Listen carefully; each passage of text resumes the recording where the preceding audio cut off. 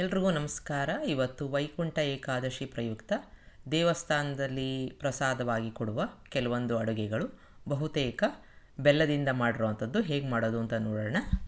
ಮೊದಲೇದು ಅಕ್ಕಿ ಕಡಲೆಬೇಳೆ ಪಾಯಸ. ಅದಕ್ಕೆ ನಾನು ಒಂದು ಕುಕ್ಕರ್ಗೆ 1 ಕಪ್ನಷ್ಟು ಅಕ್ಕಿ ಹಾಕ್ಕೊಂಡು ಅರ್ಧ ಕಪ್ನಷ್ಟು ಕಡಲೆಬೇಳೆ ಹಾಕ್ಕೊಂಡು ಸಣ್ಣ ಊರಿನಲ್ಲಿ ಸ್ವಲ್ಪ ಚೆನ್ನಾಗಿ ಬಿಸಿ ಆಗೋ ತನಕ ಇದನ್ನು ಹುರ್ಕೋತಾ ಇದ್ದೀನಿ. ನೀವು ನಾರ್ಮಲ್ ಅಕ್ಕಿನ ತಗೋಬೇಕು. ಇದಕ್ಕೆ ಯಾವುದು ಊಟಕ್ಕೆ ಬಳಸ್ತೀರಾ ಅದನ್ನು ತಗೊಂಡ್ರೆ ತುಂಬ ಚೆನ್ನಾಗಿರುತ್ತೆ.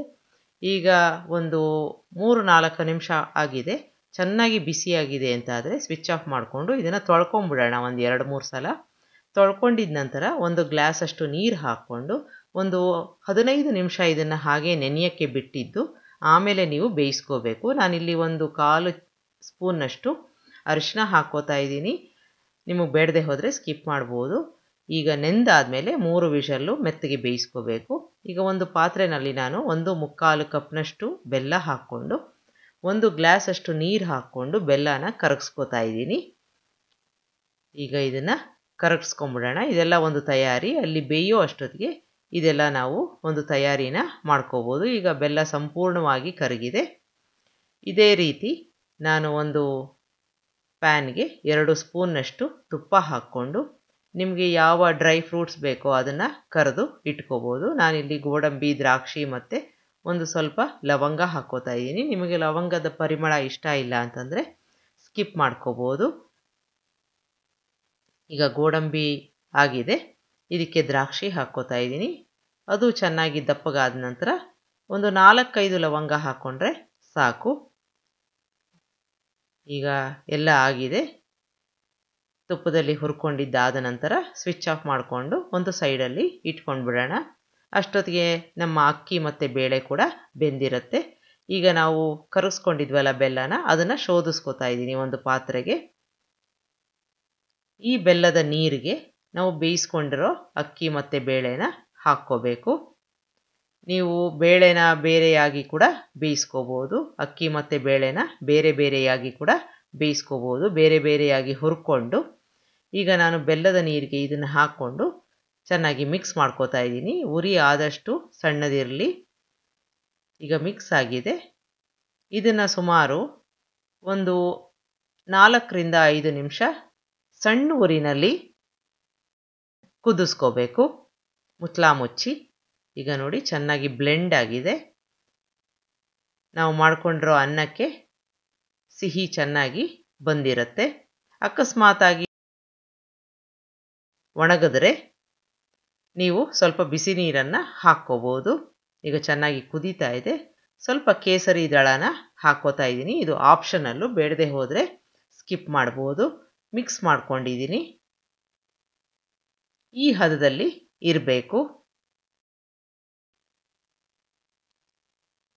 ಈಗ ಇದಕ್ಕೆ ಸುಮಾರು 1/4 ಕಪ್ನಷ್ಟು ಕೊಬ್ಬರಿ ತುರಿನ ಹಾಕ್ಕೋಬೇಕು. ಇದು ನಾನು ಡೆಸಿಕೇಟೆಡ್ ಕೋಕೋನಟ್ನ ಹಾಕ್ಕೋತಾ ಇದ್ದೀನಿ. ನೀವು ನಾರ್ಮಲ್ ಆಗಿ ಒಣ ಕೊಬ್ಬರಿ ತುರಿನ ಕೂಡ ಹಾಕ್ಕೋಬೋದು. ಚೆನ್ನಾಗಿ ಮಿಕ್ಸ್ ಮಾಡ್ಕೊಂಡು ಬಿಡೋಣ. ಈಗ ಸಂಪೂರ್ಣವಾಗಿ ಎಲ್ಲ ಹೊಂದ್ಕೊಂಡಿದೆ. ಇದಕ್ಕೆ ಕೊನೆಯದಾಗಿ ಏಲಕ್ಕಿ ಪುಡಿ ಹಾಕ್ಕೋತಾ ಇದ್ದೀನಿ. ನಾವು ಹುರ್ಕೊಂಡು ಇಟ್ಕೊಂಡಿದ್ವಲ್ಲ ಡ್ರೈ ಫ್ರೂಟ್ಸು, ಅದನ್ನು ಹಾಕ್ಕೊಂಡು ಮಿಕ್ಸ್ ಮಾಡ್ಕೋತಾ ಇದ್ದೀನಿ. ನೀವು ಏಲಕ್ಕಿ ಪುಡಿ ಬದಲಾಗಿ 1 ಚಿಟಿಕೆಯಷ್ಟು ಪಚ್ಚ ಕರ್ಪೂರ ಕೂಡ ಹಾಕ್ಕೋಬೋದು. ಈಗ ಮಿಕ್ಸ್ ಮಾಡ್ಕೊಂಡಿದ್ದಾಗಿದೆ. ಈ ಹದದಲ್ಲಿ ಇರಬೇಕು. ಈಗ ಸ್ವಿಚ್ ಆಫ್ ಮಾಡ್ಕೊಂಡಿದ್ದೀನಿ. ನೀವು ಇದನ್ನು ನೈವೇದ್ಯಕ್ಕೆ ಇಡಬಹುದು ಹಬ್ಬದ ದಿನ. ಈ ಒಂದು ಕನ್ಸಿಸ್ಟೆನ್ಸಿನಲ್ಲಿ ಇದ್ದರೆ ತುಂಬ ಚೆನ್ನಾಗಿರುತ್ತೆ. ಒಂದು ಸಲ ಮಾಡಿ ನೋಡಿ. ಇನ್ನು ಮುಂದಿಂದು ಅನ್ನದ ಪಾಯಸ ಅಥವಾ ಅಕ್ಕಿ ಪಾಯಸ ಅಂತ ಹೇಳ್ಬೋದು. ಅದನ್ನು ನಾನು ತುಂಬ ಸುಲಭನಾಗಿ ಕುಕ್ಕರಲ್ಲಿ ಮಾಡ್ತಾ ಇದ್ದೀನಿ. ಜೊತೆಗೆ ಬೆಲ್ಲವನ್ನು ಬಳಸಿದ್ದೀನಿ. ನಿಮಗೆ ಬೆಲ್ಲ ಬೇಡ ಅಂತಂದರೆ ಸಕ್ಕರೆನ ಬೇಕಾದರೆ ಹಾಕ್ಕೊಂಡು ಮಾಡ್ಬೋದು. ಒಂದು 15-20 ನಿಮಿಷದಲ್ಲಿ ತಯಾರಾಗುತ್ತೆ. ಇಲ್ಲಿ ಒಂದು 5 ಟೇಬಲ್ ಸ್ಪೂನ್ನಷ್ಟು ನಾರ್ಮಲ್ ಊಟದ ಅಕ್ಕಿನ ಚೆನ್ನಾಗಿ ತೊಳೆದು ಒಂದು 20 ನಿಮಿಷ ನೆನೆ ಹಾಕ್ಕೊಂಡಿದ್ದೀನಿ. ಚೆನ್ನಾಗಿ ನೆಂದಿದೆ. ಒಂದು 20 ನಿಮಿಷ ನೆಂದರೆ ಸಾಕು.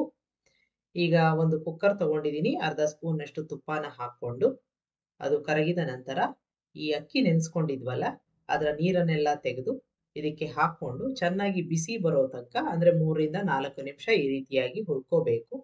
ಸ್ವಲ್ಪ ಬಿಸಿ ಬಂದರೆ ಸಾಕು, ಕಲರ್ ಚೇಂಜ್ ಆಗೋದೇನು ಬೇಡ. ಈಗ ಚೆನ್ನಾಗಿ ಬಿಸಿಯಾಗಿದೆ. ಈಗ ಇದಕ್ಕೆ ಸುಮಾರಾಗಿ ಒಂದು ಅರ್ಧ ಲೀಟರ್ ಅಷ್ಟು ಹಾಲನ್ನ ಹಾಕೋತಾ ಇದ್ದೀನಿ. ಈಗ ಎಲ್ಲವನ್ನು ಚೆನ್ನಾಗಿ ಮಿಕ್ಸ್ ಮಾಡಿಕೊಂಡು ಮೀಡಿಯಂ ಊರಿನಲ್ಲಿ ಒಂದೇ ಒಂದು ವಿಷಲ್ಲು ಕೂಗಿಸ್ಕೋಬೇಕು. ಈಗ ಹಾಲಲ್ಲಿ ಇದು ಬೆಂದಾಗ ತುಂಬಾ ಚೆನ್ನಾಗಿರುತ್ತೆ. ಒಂದು ವಿಷಲ್ ಬಂದು ತಂತಾನೆ ಇಳಿಬೇಕು ಸ್ಟೀಮು. ಅಷ್ಟೊತ್ತಿಗೆ ಒಂದು 3/4 ಗ್ಲಾಸ್ ಅಷ್ಟು ನೀರನ್ನ ಹಾಕೊಂಡು ಒಂದು ಪಾತ್ರೆಗೆ 1 ಕಪ್ನಷ್ಟು ಬೆಲ್ಲನ ಹಾಕೋತಾ ಇದ್ದೀನಿ. ಕರಗಿಸ್ಕೋತಾ ಇದ್ದೀನಿ. ಆನಂತರ ಶೋಧಿಸ್ಕೋಬೇಕು. ಈಗ ಚೆನ್ನಾಗಿ ಕರಗಿದೆ. 1 ನಿಮಿಷ ಕುದಿಸ್ಕೊಂಡ್ರೆ ಸಾಕು. ಸ್ವಿಚ್ ಆಫ್ ಮಾಡ್ಕೊಂಡ್ಬಿಡೋಣ. ಅಷ್ಟೊತ್ತಿಗೆ ಅಲ್ಲಿ ನಮ್ಮ ಕುಕ್ಕರ್ ಕೂಡ ಕೂಗಿರುತ್ತೆ. ತಂತಾನೆ ಸ್ಟೀಮ್ ಇಳಿದು ತಣ್ಣಗಾಗಿರುತ್ತೆ. ಈಗ ತೆಗೆದು ನೋಡೋಣ. ಈಗ ಕರೆಕ್ಟ್ ಆಗಿದೆ ಹದ. ಸ್ವಲ್ಪ ಹಾಲು ಉಳ್ಕೊಂಡಿದೆ, ಆದ್ರೆ ಸ್ವಲ್ಪ ಗಟ್ಟಿ ಆಗತ್ತೆ. ಹಾಗಾಗಿ ನಾನು ಇನ್ನೂ 1 ಲೋಟದಷ್ಟು ಹಾಲನ್ನ ಹಾಕೋತಾ ಇದ್ದೀನಿ. ಸಣ್ಣ ಊರಿನಲ್ಲಿ ಒಂದು 2 ರಿಂದ 3 ನಿಮಿಷ ಕುದಿಸ್ಕೊಳ್ಳೋಣ. ಸ್ವಲ್ಪ ಗಟ್ಟಿ ಆಗತ್ತೆ. ಈಗ ಈ ರೀತಿಯಾಗಿ ಹದ ಇದ್ರೆ ಚೆನ್ನಾಗಿರುತ್ತೆ. ಇದಕ್ಕೆ ಸ್ವಲ್ಪ ಏಲಕ್ಕಿ ಪುಡಿ, ನಿಮಗೆ ಬೇಕಾದ ಡ್ರೈ ಫ್ರೂಟ್ಸ್ನ ಹಾಕೋಬೇಕು. ಎಲ್ಲವನ್ನು ಚೆನ್ನಾಗಿ ಮಿಕ್ಸ್ ಮಾಡಿಕೊಂಡು ಸಣ್ಣ ಊರಿನಲ್ಲಿ ಕುದಿಸ್ಕೊಳ್ಳೋಣ. ಈಗ ಇದಾದ ನಂತರ ಇದಕ್ಕೆ ನೀವು ಕೇಸರಿ ದಳನ ಹಾಕೋಬಹುದು. ಅದು ಆಪ್ಷನಲ್ಲು, ಬೇಡದೆ ಹೋದ್ರೆ ಸ್ಕಿಪ್ ಮಾಡಬಹುದು. ಅದನ್ನು ಹಾಕೊಂಡು ಮಿಕ್ಸ್ ಮಾಡ್ಕೋತಾ ಇದ್ದೀನಿ. ಲೈಟ್ ಆಗಿ ಕಲರು ಬರುತ್ತೆ. ಈಗ 1 ನಿಮಿಷ ಕುದಿಸ್ಕೊಂಡಿದ್ದಾದ ನಂತರ ಸ್ವಿಚ್ ಆಫ್ ಮಾಡ್ಕೊಂಡ್ಬಿಡೋಣ. ಈಗಾಗಲೇ ನಾವು ಮಾಡ್ಕೊಂಡಿರೋ ಒಂದು ಬೆಲ್ಲದ ನೀರನ್ನ ಇದಕ್ಕೆ ಹಾಕೋಬೇಕು. ಯಾವುದೇ ಕಾರಣಕ್ಕೂ ಮತ್ತೆ ಕುದಿಸೋ ಅವಶ್ಯಕತೆ ಇಲ್ಲ, ಇಲ್ಲ ಅಂತಂದ್ರೆ ಒಡೆದು ಹೋಗುತ್ತೆ. ಈಗ ಚೆನ್ನಾಗಿ ಮಿಕ್ಸ್ ಮಾಡ್ಕೊಂಡಿದ್ದೀನಿ. ಸ್ವಲ್ಪ ಕಲರ್ ಚೇಂಜ್ ಆಗುತ್ತೆ. ಬೆಲ್ಲ ಯಾವ ಕಲರ್ ಇರುತ್ತೆ ಅದೇ ರೀತಿ ಕಲರ್ ಬರುತ್ತೆ. ಆರಿದ ನಂತರ ಸ್ವಲ್ಪ ಗಟ್ಟಿಯಾಗುತ್ತೆ. ತುಂಬಾ ರುಚಿಯಾಗಿರುತ್ತೆ, ತುಂಬಾ ಸರಳ ಕೂಡ. ಒಂದ್ಸಲ ಮಾಡಿ ನೋಡಿ. ಇನ್ನು ಮುಂದಿಂದು ಇಷ್ಟೇ ರುಚಿಯಾಗಿರೋ ಅಂಥ ಪೈನಾಪಲ್ ಕೇಸರಿ ಬಾತು ಬಾಯಲ್ಲಿ ಕರಗುವಂಥದ್ದು ಅಂತಾರಲ್ಲ, ಅದೇ ರೀತಿಯಾಗಿ ಇರುತ್ತೆ. ತುಂಬ ಸರಳ ಕೂಡ ಮಾಡೋದು. ಹೇಗೆ ಮಾಡೋದು ಅಂತ ನೋಡೋಣ. ಅಡುಗೆ ಭಟ್ಟರು ಮಾಡುವ ರೀತಿಯಲ್ಲಿ ಮಾಡ್ತಾ ಇದ್ದೀನಿ. ತುಂಬ ರುಚಿಯಾಗಿರುತ್ತೆ, ತುಂಬ ಮೃದುವಾಗಿರುತ್ತೆ. ನೀವು ಸ್ವಲ್ಪ ಹೊತ್ತು ಇದನ್ನು ಇಟ್ಟು ತಿಂದ್ರೂ ಅದೇ ರೀತಿಯಾಗಿ ಮೃದುವಾಗಿರುತ್ತೆ. ಇದನ್ನು ಹೇಗೆ ಮಾಡೋದು ಅಂತ ನೋಡೋಣ. ಒಂದು ದಪ್ಪ ತಳದ ಬಾಣಲೆ ಇಟ್ಕೋಬೇಕು. ಅರ್ಧ ಕಪ್ನಷ್ಟು ತುಪ್ಪ ಹಾಕ್ಕೊಂಡಿದ್ದೀನಿ. ಅಷ್ಟೇ ಪ್ರಮಾಣದ ಎಣ್ಣೆ ಹಾಕೋತಾ ಇದ್ದೀನಿ. ಅಡುಗೆಗೆ ನೀವು ಯಾವ ಎಣ್ಣೆ ಬಳಸ್ತೀರಾ ಅದನ್ನು ಹಾಕ್ಕೋಬೇಕು. ಸಣ್ಣ ಊರಿನಲ್ಲಿ ಇವೆರಡನ್ನು ಮಿಕ್ಸ್ ಮಾಡ್ಕೋಬೇಕು. ಈಗ ತುಪ್ಪ ಮತ್ತು ಎಣ್ಣೆ ಬೆರೆತ್ಕೊಂಡಿದೆ. ತುಂಬ ಬಿಸಿ ಮಾಡೋದು ಬೇಡ. ಈಗ ಬೆರೆತ್ಕೊಂಡಿದೆ ಅಂತ ಆದರೆ ಇದನ್ನು ಒಂದು ಕಪ್ಗೆ ಅರ್ಧದಷ್ಟು ಮಾತ್ರ ತೆಕ್ಕೊಂಡ್ಬಿಡೋಣ. ಈ ಅರ್ಧ ಕಪ್ನಷ್ಟು ಆನಂತರ ಇದನ್ನು ಉಪಯೋಗಿಸ್ಕೋಬೋದು. ಈಗ ಉಳಿದ ತುಪ್ಪ ಮತ್ತು ಎಣ್ಣೆ ಮಿಶ್ರಣಕ್ಕೆ ನಾವು ಡ್ರೈ ಫ್ರೂಟ್ಸ್ನ ಹಾಕ್ಕೊಂಡು ಹುರ್ಕೋಬೇಕು. ಇಲ್ಲಿ ನಾನು ಸ್ವಲ್ಪ ಗೋಡಂಬಿ ಮತ್ತು ದ್ರಾಕ್ಷಿನ ಹಾಕ್ಕೊಂಡು ಕಂದು ಬಣ್ಣ ಬರೋ ತನಕ ಬಾಡಿಸ್ಕೊಂಡಿದ್ದೀನಿ. ಇಷ್ಟಾದರೆ ಸಾಕು, ತುಂಬ ಗಾಢವಾದ ಬಣ್ಣ ಬರೋದು ಬೇಡ. ಈಗ ಇದಕ್ಕೆ 1 ಕಪ್ನಷ್ಟು ಉಪ್ಪಿಟ್ಟಿನ ರವೆನ ಹಾಕ್ಕೋತಾ ಇದ್ದೀನಿ. ಯಾವುದಾದ್ರೂ ಒಂದು ಕಪ್ನ ಸೆಟ್ ಮಾಡಿಕೊಂಡು ಅದೇ ಕಪ್ಪಲ್ಲಿ ಎಲ್ಲವನ್ನು ತಗೋಬೇಕು. ಈಗ ಸಣ್ಣ ಊರಿನಲ್ಲಿ ಇದನ್ನು ಹುರ್ಕೋಬೇಕು. ಸುಮಾರು ಒಂದು 7 ರಿಂದ 8 ನಿಮಿಷ ಆಗ್ಬೋದು. ಕಲರ್ ಚೇಂಜ್ ಆಗೋದು ಬೇಡ, ಆದರೆ ಒಂದೊಂದು ಕಣಾನು, ರವೆ ಕಣಾನು ಚೆನ್ನಾಗಿ ಅರಳಬೇಕು. ಅದು ತುಂಬ ಮುಖ್ಯವಾದ ಅಂಶ. ಈಗ ಈ ಮಧ್ಯದಲ್ಲಿ ಇದಕ್ಕೆ 3/4 ಕಪ್ನಷ್ಟು ಹೆಚ್ಕೊಂಡಿರೋ ಅಂಥ ಪೈನಾಪಲ್ನ ಹಾಕ್ಕೊಂಡಿದ್ದೀನಿ. ಸಿಹಿಯಾಗಿದ್ದರೆ ಪೈನಾಪಲ್ಲು ತುಂಬ ರುಚಿಯಾಗಿರುತ್ತೆ. ಈಗ ಅದನ್ನು ಸೇರಿಸ್ಕೊಂಡು ಹುರ್ಕೋತಾ ಇದ್ದೀನಿ. ಈಗ ಬಿಸಿಗೆ ಅದು ಸ್ವಲ್ಪ ಬೇಯುತ್ತೆ. ಜೊತೆಗೆ ಅದರ ಒಂದು ಜ್ಯೂಸ್ ಕೂಡ ರವೆಗೆ ಚೆನ್ನಾಗಿ ಬರುತ್ತೆ. ಈಗ ಮಧ್ಯದಲ್ಲಿ ನಾನು ಕೇಸರಿ ದಳನ ಹಾಕ್ಕೊಂಡಿದ್ದೀನಿ. ಕಲರ್ ಬರುತ್ತೆ. ನಿಮಗೆ ಕೇಸರಿ ದಳ ಇಲ್ಲದೆ ಹೋದರೆ ಫುಡ್ ಕಲರ್ನ ಹಾಕ್ಕೋಬೋದು. ಈಗ ಮತ್ತೆ ಹುರ್ಕೋತಾ ಇದ್ದೀನಿ. ಲೈಟಾಗಿ ಕಲರ್ ಬಂದಿದೆ, ಚೆನ್ನಾಗಿ ಅರಳಿದೆ. ಇದಕ್ಕೆ 3/4 ಕಪ್ನಷ್ಟು ಸಕ್ಕರೆನ ಹಾಕ್ಕೋತಾ ಇದ್ದೀನಿ. ಇಷ್ಟು ಸಿಹಿ ಸಾಕಾಗತ್ತೆ. ನಿಮಗೆ ತುಂಬ ಸಿಹಿ ಬೇಕು ಅಂತಂದರೆ ಇನ್ನೂ ಒಂದು 2 ಸ್ಪೂನ್ನಷ್ಟು ಬೇಕಾದರೆ ಹಾಕ್ಕೋಬೋದು. ಈಗ ಮತ್ತೆ ಹುರ್ಕೋತಾ ಇದ್ದೀನಿ ಸಣ್ಣ ಊರಿನಲ್ಲಿ. ಈಗ ಸಕ್ಕರೆ ಕರಗ್ತಾ ಇದೆ, ಜೊತೆಗೆ ಒಳ್ಳೆ ಪರಿಮಳ ಬರ್ತಾ ಇರುತ್ತೆ. ಒಂದು ಚಿಟಿಕೆಯಷ್ಟು ಉಪ್ಪನ್ನು ಹಾಕ್ಕೊಂಡು ಚೆನ್ನಾಗಿ ಮಿಕ್ಸ್ ಮಾಡ್ಕೊಂಡಿದ್ದೀನಿ. ಈಗ ಏಲಕ್ಕಿ ಪುಡಿ ಹಾಕ್ಕೊಂಡಿದ್ದೀನಿ. ಈಗ ರವೆ ಚೆನ್ನಾಗಿ ಅರಳಿದೆ ಅಂತ ಆದರೆ ಒಳ್ಳೆ ಪರಿಮಳ ಬರ್ತಾ ಇದೆ ಅಂತಾದರೆ ಮುಂದಿನ ಕೆಲಸನ ಮಾಡ್ಕೋಬೋದು. ಇಲ್ಲಿ ಒಂದು ಪಾತ್ರೆಯಲ್ಲಿ ನಾನು 2 ಕಪ್ನಷ್ಟು ನೀರನ್ನು ಕಾಯಿಸ್ಕೊತಾ ಇದ್ದೀನಿ. ಯಾವ ಕಪ್ನಲ್ಲಿ ನೀವು ರವೆ ತಗೊಂಡಿದ್ರಿ ಅದೇ ಕಪ್ನಲ್ಲಿ ತಗೊಂಡು ಚೆನ್ನಾಗಿ ಕುದಿಸ್ಕೋಬೇಕು. ಈಗ ನೋಡಿ ರವೆ ಚೆನ್ನಾಗಿ ಅರಳಿದೆ. ಈ ಹಂತದವರೆಗೆ ಚೆನ್ನಾಗಿ ಹುರ್ಕೊಂಡಿದ್ದೀನಿ. ಈಗ ಕುದೀತಾ ಇರೋ ನೀರನ್ನು ಈ ರವೆಗೆ ಹಾಕ್ಕೋಬೇಕು. ಉರಿ ಆದಷ್ಟು ಸಣ್ಣದಿರಲಿ. ಚೆನ್ನಾಗಿ ಮಿಕ್ಸ್ ಮಾಡ್ಕೊಳ್ಳೋಣ. ಎಲ್ಲೂ ಗಂಟುಗಳಾಗಲ್ಲ.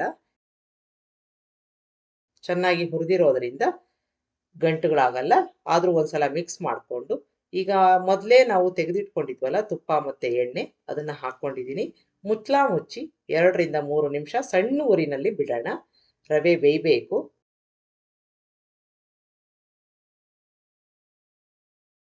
ಮಧ್ಯದಲ್ಲಿ ಒಂದ್ಸಲ ಮಿಕ್ಸ್ ಮಾಡಿಕೊಂಡು ಮತ್ತೆ ನೀವು ಅದನ್ನು ಮುಚ್ಚಿ ಬೇಯಿಸ್ಕೋಬೇಕು. ಈಗ ಸಂಪೂರ್ಣವಾಗಿ ಬೆಂದಿದೆ ಅಂತಾದರೆ ಒಂದ್ಸಲ ಮಿಕ್ಸ್ ಮಾಡ್ಕೊಂಡಿದ್ದೀನಿ. ಸ್ವಿಚ್ ಆಫ್ ಮಾಡಿಕೊಂಡು ಇನ್ನೂ ಶಾಖ ಇರೋದ್ರಿಂದ ಮುಚ್ಚಳ ಮುಚ್ಚಿ ಮತ್ತೆ 1 ನಿಮಿಷ ಬಿಡ್ತಾ ಇದ್ದೀನಿ. ಈಗಾಗಲೇ ರವೆ ಸಂಪೂರ್ಣವಾಗಿ ಬೆಂದಿದೆ. ಈಗ ಒಂದು ಒಳ್ಳೆ ಕನ್ಸಿಸ್ಟೆನ್ಸಿ ಬಂದಿರುತ್ತೆ ನೋಡಿ. ಈ ಥರ ಚೆನ್ನಾಗಿ ಬೆಂದು ಪೂರ್ತಿ ತಳ ಬಿಡೋ ಒಂದು ಹಂತಕ್ಕೆ ಬಂದಿರುತ್ತೆ. ಈಗ ನಮ್ಮ ಕೇಸರಿ ಬಾತು ರೆಡಿ ಆಯಿತು. ಒಂದ್ಸಲ ಮಾಡಿ ನೋಡಿ, ತುಂಬ ರುಚಿಯಾಗಿರುತ್ತೆ. ನೋಡಿ ಈ ಥರ ತಳ ಬಿಟ್ಟಿದೆ, ಸಂಪೂರ್ಣವಾಗಿ ಬೆಂದಿದೆ. ಒಳ್ಳೆ ಪರಿಮಳ ಬರ್ತಾ ಇರೋ ಒಂದು ಪೈನಾಪಲ್ ಕೇಸರಿ ಬಾತು ಬಾಯಲ್ಲಿ ಕರಗೋ ಅಂಥದ್ದು ರೆಡಿಯಾಗಿದೆ. ಇನ್ನು ಮುಂದಿಂದು ಇಷ್ಟೇ ರುಚಿಯಾಗಿರುವಂಥದ್ದು, ತುಂಬ ಸರಳವಾಗಿ ಮಾಡುವಂಥದ್ದು, ದೇವಸ್ಥಾನದಲ್ಲಿ ಪ್ರಮುಖವಾಗಿ ಮಾಡುವಂಥ ಒಂದು ಪೊಂಗಲ್ ಮಾಡ್ತಾಯಿದ್ದೀನಿ. ಅದು ಹೇಗೆ ಮಾಡೋದು ಅಂತ ನೋಡೋಣ.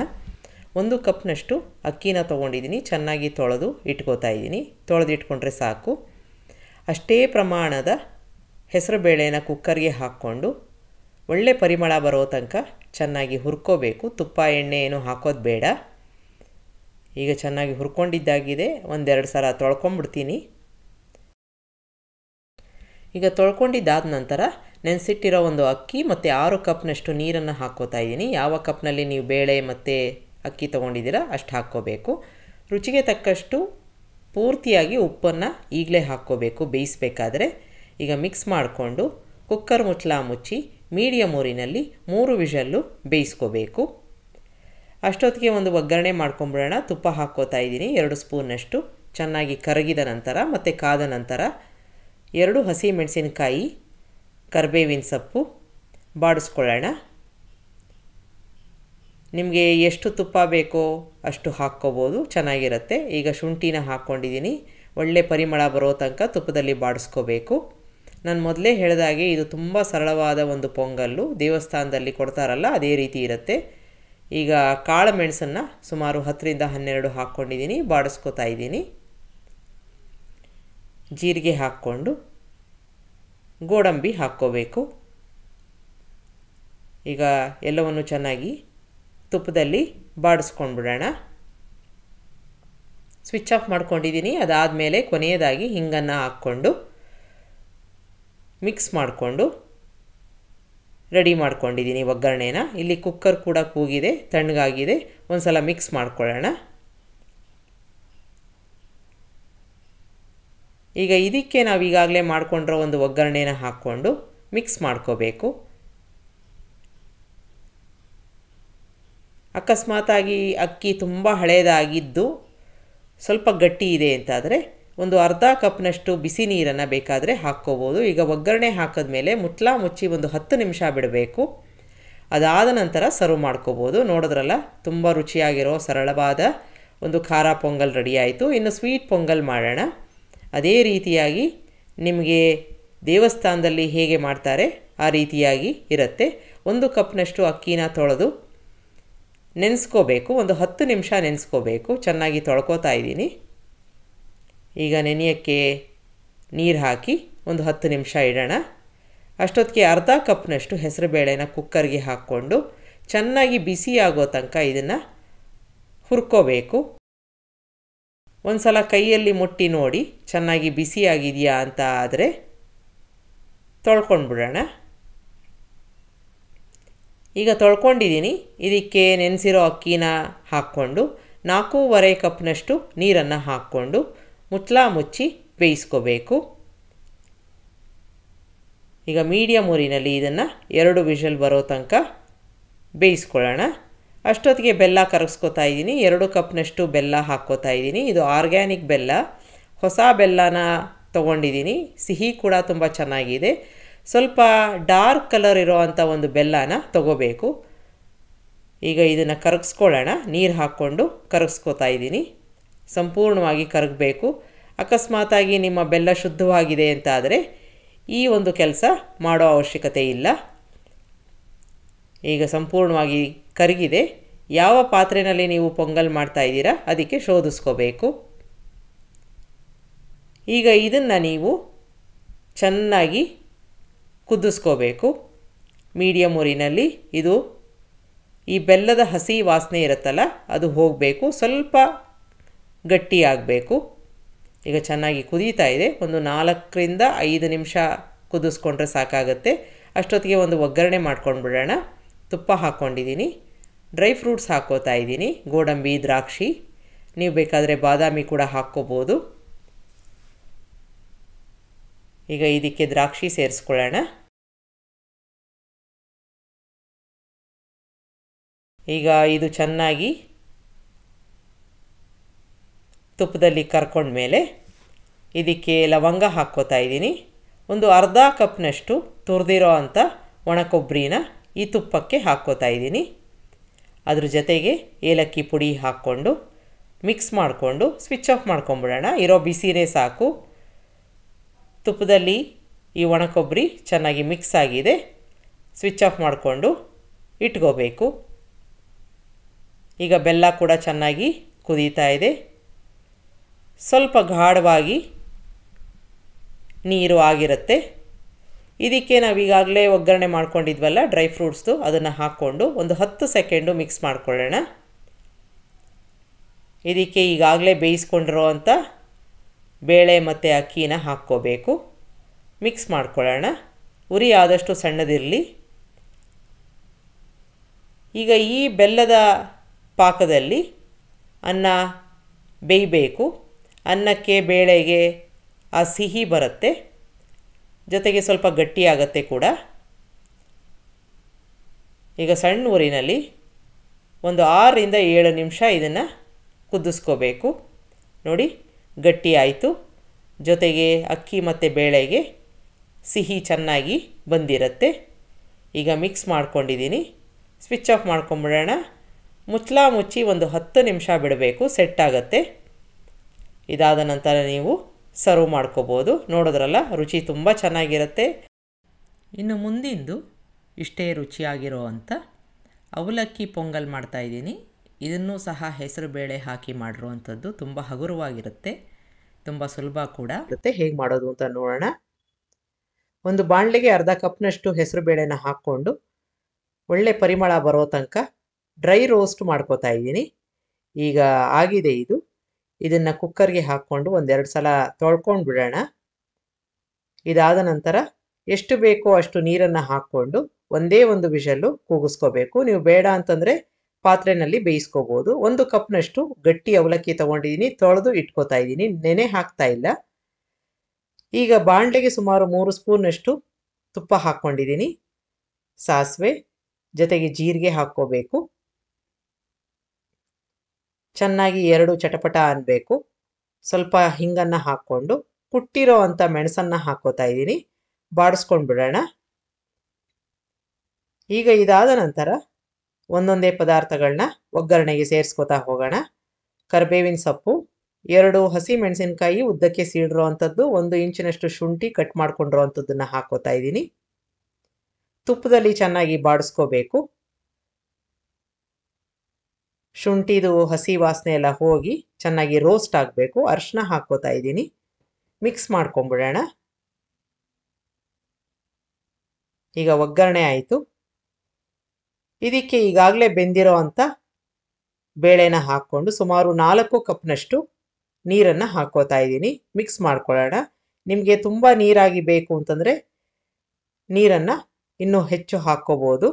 ರುಚಿಗೆ ತಕ್ಕಷ್ಟು ಉಪ್ಪನ್ನು ಹಾಕ್ಕೊಂಡು ಮಿಕ್ಸ್ ಮಾಡಿಕೊಂಡು ಕುದಿಯೋಕ್ಕೆ ಬಿಡಬೇಕು. ಈಗ ಚೆನ್ನಾಗಿ ಇದು ಕುದಿಬೇಕು. ಈ ರೀತಿಯಾಗಿ ಕುದ್ದಾಗ ನಾವು ಈಗಾಗಲೇ ನೆನೆಸ್ಕೊಂಡಿರೋ ಒಂದು ಅವಲಕ್ಕಿನ ಇದಕ್ಕೆ ಹಾಕ್ಕೋಬೇಕು. ಉರಿ ಆದಷ್ಟು ಮೀಡಿಯಮ್ಮಲ್ಲಿರಲಿ, ಮಿಕ್ಸ್ ಮಾಡ್ಕೋತಾ ಇರಬೇಕು. ಈಗ ಅವಲಕ್ಕಿ ಬೇಯತ್ತೆ, ಬೆಂದು ಈ ಥರ ಗಟ್ಟಿ ಆಗತ್ತೆ. ಇದನ್ನು ಮುಚ್ಚಿ ಒಂದು 2 ನಿಮಿಷ ಬಿಡೋಣ ಸಣ್ಣ ಊರಿನಲ್ಲಿ. ಈಗ ಕರೆಕ್ಟಾಗಿರೋ ಒಂದು ಹದ ಆಗಿದೆ. ಅವಲಕ್ಕಿ ಕೂಡ ಚೆನ್ನಾಗಿ ಬೆಂದಿದೆ, ಕನ್ಸಿಸ್ಟೆನ್ಸಿ ಕೂಡ ಕರೆಕ್ಟಾಗಿ ಬಂದಿದೆ. ಆರ್ತಾ ಸ್ವಲ್ಪ ಗಟ್ಟಿ ಆಗುತ್ತೆ, ಹಾಗಾಗಿ ಈ ಥರ ಇಟ್ಕೊಂಡಿದ್ರೆ ಸ್ವಲ್ಪ ನೀರಾಗಿ ಚೆನ್ನಾಗಿರುತ್ತೆ. ಈಗ ಕೊನೆಗೆ ಗೋಡಂಬಿನ ತುಪ್ಪದಲ್ಲಿ ಹುರಿದು ಹಾಕ್ಕೋತಾ ಇದ್ದೀನಿ. ನೀವು ಬೇಕಾದ್ರೆ ಇದನ್ನು ಒಗ್ಗರಣೆಗೆ ಹಾಕ್ಕೊಂಡು ಮಾಡ್ಕೋಬೋದು. ಎಲ್ಲವನ್ನು ಮಿಕ್ಸ್ ಮಾಡ್ಕೊಂಡಿದ್ದಾಗಿದೆ, ಸರ್ವ್ ಮಾಡ್ಬೋದು. ನೋಡಿದ್ರಲ್ಲ, ತುಂಬ ಸುಲಭನಾಗಿ ಮಾಡೋ ಅಂಥದ್ದು. ಇನ್ನು ಮುಂದಿಂದು ಇದೇ ರೀತಿಯಾಗಿರೋ ಅಂಥ ತುಂಬ ಸುಲಭನಾಗಿ ಮಾಡೋ ಅಂಥ ರವೆ ಸಜ್ಜಿಗೆ ಮಾಡ್ತಾಯಿದ್ದೀನಿ, ಅಥವಾ ಶಿರಾ ಅಂತ ಕರಿಬೋದು. ತುಂಬ ಮೃದುವಾಗಿರುವಂಥದ್ದು, ಬಾಯಲ್ಲಿ ಕರಗುವಂಥದ್ದು. ಹೇಗೆ ಮಾಡೋದು ಅಂತ ನೋಡೋಣ. ಈಗ ಒಂದು ಬಾಣಲೆ ತೊಗೊಂಡಿದ್ದೀನಿ, ಆದಷ್ಟು ದಪ್ಪ ತಳದು ತೊಗೊಂಡ್ರೆ ಚೆನ್ನಾಗಿರುತ್ತೆ. 1 ಕಪ್ನಷ್ಟು ತುಪ್ಪ ಹಾಕ್ಕೊಂಡಿದ್ದೀನಿ. ತುಪ್ಪ ಕಾದಿದೆ, ಅದಕ್ಕೆ ನಾನು ಈಗ ಗೋಡಂಬಿ ಮತ್ತು ಬಾದಾಮಿನ ಹಾಕ್ಕೊಂಡು ಹುರ್ಕೋತಾ ಇದ್ದೀನಿ. ಸ್ವಲ್ಪ ಕೆಂಪಗಾದ ತಕ್ಷಣ ತೆಕ್ಕೊಂಡ್ಬಿಡೋಣ ಒಂದು ಬಟ್ಲಿಗೆ. ಈಗ ಒಂದು ಬಟ್ಲಿಗೆ ಹಾಕ್ಕೋತಾ ಇದ್ದೀನಿ. ಇದು ಹಾಕ್ಕೊಂಡಿದ್ದ ನಂತರ ನಾನು ಕಟ್ ಮಾಡ್ಕೋತೀನಿ, ಆಗ ಸುಲಭ ಆಗುತ್ತೆ ಕಟ್ ಮಾಡ್ಕೊಳ್ಳೋದು. ಈಗ ತುಪ್ಪ ಕಾದಿದೆ, ಅದಕ್ಕೆ ಅಷ್ಟೇ ಪ್ರಮಾಣದ ಚಿರೋಟಿ ರವೆನ ಹಾಕ್ಕೋತಾ ಇದ್ದೀನಿ. ಅಕಸ್ಮಾತಾಗಿ ನಿಮ್ಮ ಹತ್ರ ಚಿರೋಟಿ ರವೆ ಇಲ್ಲ ಅಂತಂದರೆ, ಉಪ್ಪಿಟ್ಟಿನ ರವೆ ಇದ್ದರೆ ಅದನ್ನು ಒಂದು ಸುತ್ತಿಸ್ಕೊಂಡು ಮಿಕ್ಸಿನಲ್ಲಿ ಹಾಕ್ಕೋಬೋದು. ಈಗ ಸಣ್ಣ ಊರಿನಲ್ಲಿ ಸುಮಾರು ಒಂದು 7-8 ನಿಮಿಷ ಈ ರೀತಿ ಹುರ್ಕೋಬೇಕಾಗತ್ತೆ. ಸ್ವಲ್ಪ ಕಲರ್ ಚೇಂಜ್ ಆಗುತ್ತೆ. ನಾನು ಮೊದಲೇ ಹೇಳಿದಾಗೆ ಕೆಲವೊಂದು ಟಿಪ್ಸ್ ಕೂಡ ಇದರಲ್ಲಿ ಇದೆ, ತುಂಬ ಚೆನ್ನಾಗಿ ಬರೋ ಹಾಗೆ. ಮತ್ತು ಯಾವಾಗಲೇ ತಿಂದ್ರೂ ನೀವು ತುಂಬ ಸಾಫ್ಟಾಗಿರೋಕ್ಕೆ 1 ಸ್ಪೂನ್ನಷ್ಟು ಕಡಲೆ ಹಿಟ್ಟನ್ನು ಹಾಕ್ಕೋತಾ ಇದ್ದೀನಿ. ಅದನ್ನು ಸೇರಿಸ್ಕೊಂಡು ತುಪ್ಪದಲ್ಲಿ ಒಳ್ಳೆ ಘಮ ಬರೋ ತನಕ, ಲೈಟಾಗಿ ಕಲರ್ ಚೇಂಜ್ ಆಗೋ ತನಕ ಹುರ್ಕೋಬೇಕು. ಕಣನೂ ಚೆನ್ನಾಗಿ ಅರಳಬೇಕು, ಅದುವರ ತನಕ ಈ ರೀತಿಯಾಗಿ ಹುರ್ಕೋತಾ ಇರಬೇಕು. ಸಣ್ಣ ಊರಿನಲ್ಲಿ ಹುರ್ಕೋಬೇಕು. ನೋಡಿ, ಕಲರ್ ಚೇಂಜ್ ಆಗ್ತಾ ಇದೆ. ನಿಮಗೆ ಸ್ವಲ್ಪ ಡಾರ್ಕ್ ಕಲರ್ ಬೇಕು ಅಂತಂದರೆ ಇನ್ನೂ 1-2 ನಿಮಿಷ ಹುರ್ಕೋಬೇಕಾಗತ್ತೆ. ಈಗ ಲೈಟಾಗಿ ಕಲರ್ ಚೇಂಜ್ ಆಗಿದೆ. ಇಷ್ಟಾದರೆ ಸಾಕು. ಈಗ ಇದಕ್ಕೆ 1ಕ್ಕೆ 3ರಷ್ಟು, ಅಂದರೆ 1 ರವೆ ಆದರೆ 3ರಷ್ಟು ಕಾದಿರೋ ನೀರನ್ನು ಹಾಕ್ಕೋತಾ ಇದ್ದೀನಿ. ಇದನ್ನು ಹಾಕಬೇಕಾದ್ರೆ ಸ್ವಲ್ಪ ಹುಷಾರಾಗಿ ಹಾಕ್ಕೋಬೇಕು, ಯಾಕೆಂದರೆ ಸ್ವಲ್ಪ ಸಿಡಿಯೋ ಚಾನ್ಸಸ್ ಇರುತ್ತೆ. ಹಾಗಾಗಿ ಕೈನ ದೂರ ಇಟ್ಕೊಂಡು ನಿಧಾನಕ್ಕೆ ಪೂರ್ತಿಯಾಗಿ, ಅಂದರೆ 3 ಕಪ್ನಷ್ಟು ಬಿಸಿ ನೀರನ್ನು ಹಾಕ್ಕೋತಾ ಇದ್ದೀನಿ. ಈಗ ಮಿಕ್ಸ್ ಮಾಡ್ಕೊಂಡ್ಬಿಡೋಣ. ಎಲ್ಲೂ ಗಂಟಾಗಲ್ಲ, ಯಾಕೆಂದರೆ ನಾವು ಚೆನ್ನಾಗಿ ಹುರಿದಿದ್ದೀವಿ, ತುಪ್ಪ ಕೂಡ ಇದೆ. ಈಗ ಮಿಕ್ಸ್ ಮಾಡಿಕೊಂಡು ಸಣ್ಣ ಊರಿನಲ್ಲಿ ಮುಚ್ಚಿ 1 ಅಥವಾ 1.5 ನಿಮಿಷ ಬಿಡೋಣ. ಅಷ್ಟೊತ್ತು ತನಕ ಅದು ಚೆನ್ನಾಗಿ ಬೇಯುತ್ತೆ. ಈಗ ಮಿಕ್ಸ್ ಮಾಡ್ಕೊಂಡಿದ್ದಾಗಿದೆ, ಈಗಾಗಲೇ ಬೆಂದಿದೆ, ಆದರೂ 1.5 ನಿಮಿಷ ಬಿಡೋಣ ಮುಚ್ಚಿ. ಈಗ 1.5 ನಿಮಿಷ ಆಗಿದೆ, ಸಂಪೂರ್ಣವಾಗಿ ಬೆಂದಿದೆ. ನೋಡಿ, ಸಾಫ್ಟಾಗಿ ಕೂಡ ಆಗಿದೆ. ಈಗ ಈ ರೀತಿಯಾಗಿ ಒಂದ್ಸಲ ಮಿಕ್ಸ್ ಮಾಡಿಕೊಂಡು 1 ಕಪ್ನಷ್ಟು ಸಕ್ಕರೆನ ನಾನು ಹಾಕ್ಕೋತಾ ಇದ್ದೀನಿ. ನಿಮಗೆ ಸಿಹಿ ತುಂಬ ಬೇಕು ಅಂತಂದರೆ ಇನ್ನೂ 1-2 ಸ್ಪೂನ್ನಷ್ಟು ಹಾಕ್ಕೋಬೋದು, ಆದರೆ ಇಷ್ಟು ಸಿಹಿ ಸಾಕಾಗತ್ತೆ. ಈಗ ಮಿಕ್ಸ್ ಮಾಡ್ಕೊಂಡಿದ್ದಾಗಿದೆ, ಎಲ್ಲವೂ ಚೆನ್ನಾಗಿ ಬೆಂದಿದೆ. ಇದಕ್ಕೆ ಸಕ್ಕರೆನ ಹಾಕ್ಕೊಂಡಾಗ ಸ್ವಲ್ಪ ನೀರಾಗುತ್ತೆ, ಅದು ಕರಗ್ತಾ ಮಿಕ್ಸ್ ಮಾಡ್ಕೋತಾ ಇದ್ದೀನಿ. ಈಗ ಚೆನ್ನಾಗಿ ಮಿಕ್ಸ್ ಮಾಡಿಕೊಂಡು ತಿರ್ಗಾ ಮುಚ್ಚಿ ಒಂದು 30ರಿಂದ 1 ನಿಮಿಷದ ತನಕ, ಅಂದರೆ 30 ಸೆಕೆಂಡು ಇಲ್ಲ 1 ನಿಮಿಷ ಬಿಡಬೇಕಾಗತ್ತೆ ಮುಚ್ಚಿ. ನೋಡಿ, ಸ್ವಲ್ಪ ನೀರಾಗಿದೆ, ಕ್ರಮೇಣ ಅದು ಸರಿ ಹೋಗುತ್ತೆ. ಈಗ ಮುಚ್ತಾ ಇದ್ದೀನಿ. 30 ಸೆಕೆಂಡು ಅಥವಾ 1 ನಿಮಿಷ ಬಿಟ್ಟರೆ ಸಾಕು. ಈಗ ಎಲ್ಲವೂ ಚೆನ್ನಾಗಿ ಹೊಂದ್ಕೊಂಡಿದೆ, ಸಕ್ಕರೆ ಸಂಪೂರ್ಣವಾಗಿ ಕರಗಿದೆ. ಇದಕ್ಕೆ ನಾವು ಈಗಾಗಲೇ ಹುರಿದು ಇಟ್ಕೊಂಡಿರುವಂಥ ಡ್ರೈ ಫ್ರೂಟ್ಸ್ನ ಹಾಕ್ಕೋಬೇಕು. ನೋಡಿ, ತುಂಬ ಸಾಫ್ಟಾಗಿ ಬಂದಿದೆ, ಎಲ್ಲೂ ಗಂಟಿಲ್ಲ, ಚೆನ್ನಾಗಿ ಬೆಂದಿದೆ, ಹದವಾಗಿ ಬೆಂದಿದೆ. ಈಗ ಡ್ರೈ ಫ್ರೂಟ್ಸ್ ಹಾಕ್ಕೋತಾ ಇದ್ದೀನಿ, ಏಲಕ್ಕಿ ಪುಡಿ ಹಾಕ್ಕೋತಾ ಇದ್ದೀನಿ. ಬೇಕಾದಲ್ಲಿ ಕೇಸರಿ ದಳನ ಹಾಕ್ಕೋಬೋದು, ಕಲರ್ಗೆಲ್ಲ, ಅಲಂಕಾರಕ್ಕೆ. ಈಗ ಎಲ್ಲವೂ ಚೆನ್ನಾಗಿ ಮಿಕ್ಸ್ ಮಾಡಿಕೊಂಡು ಬಿಸಿಯಾಗಿ ಸರ್ವ್ ಮಾಡಿ, ತುಂಬ ಚೆನ್ನಾಗಿರುತ್ತೆ. ಈ ಒಂದು ಚಳಿಗೆ ಏನಾದರೂ ಸಿಹಿ ತಿನ್ನಬೇಕು ಅಂತ ಇಷ್ಟ ಇದ್ದಲ್ಲಿ ತಕ್ಷಣ ಮಾಡ್ಕೋಬೋದು. ಒಂದು 20 ನಿಮಿಷದಲ್ಲಿ ತಯಾರಾಗತ್ತೆ. ಒಂದು ಸಲ ಮಾಡಿ ನೋಡಿ, ನಿಮ್ಮ ಅಭಿಪ್ರಾಯ ತಿಳಿಸಿ. ಈಗ ಸರ್ವ್ ಮಾಡ್ಕೋತಾ ಇದ್ದೀನಿ. ಎಷ್ಟು ಬಿಸಿ ಬಿಸಿಯಾಗಿ ತಿಂತೀರಾ ಅಷ್ಟೇ ಚೆನ್ನಾಗಿರುತ್ತೆ. ಈ ಒಂದು ಕೆಲವೊಂದು ಟಿಪ್ಸ್ ಫಾಲೋ ಮಾಡಿದ್ರೆ ಮತ್ತು ಪರ್ಫೆಕ್ಟ್ ಮೆಷರ್ಮೆಂಟ್ ಫಾಲೋ ಮಾಡಿದ್ರೆ ತುಂಬ ರುಚಿಯಾಗಿರೋ ಒಂದು ಈ ಶೀರಾ ರೆಡಿಯಾಗುತ್ತೆ. ನಿಮಗೆ ಈ ರೆಸಿಪಿ ಇಷ್ಟ ಆದಲ್ಲಿ ಲೈಕ್ ಮಾಡಿ, ಶೇರ್ ಮಾಡಿ, ಕಮೆಂಟ್ ಮಾಡಿ, ನನ್ನ ಚಾನಲ್ಗೆ ಸಬ್ಸ್ಕ್ರೈಬ್ ಮಾಡಿ. ನಮಸ್ಕಾರ.